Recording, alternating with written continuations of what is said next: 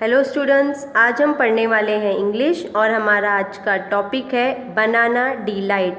बच्चों, एक बहुत अच्छी रेसिपी हम पढ़ने वाले हैं, यानी बहुत अच्छे पकवान के बारे में हम पढ़ने वाले हैं और उसका तरीका भी देखने वाले हैं कि बनाना डिलाइट को किस तरह से बनाया जाता है। चलो शुरुआत करते हैं।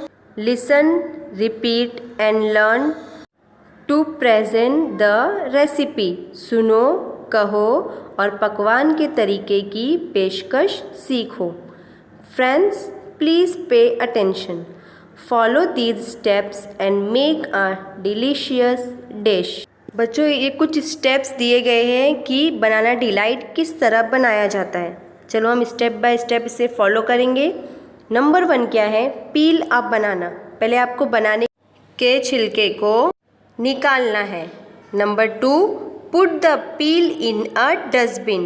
Please don't forget this step. अब जो बनाने का छिलका है उसे आपको डस्टबिन में डालना है बिना भूले। Number 3, cut the banana into pieces.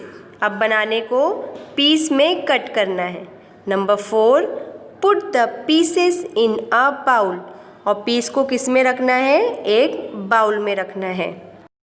Number 5, add a spoonful of sugar. अब आपको 1 चम्मच भरकर उसमें शक्कर डालना है।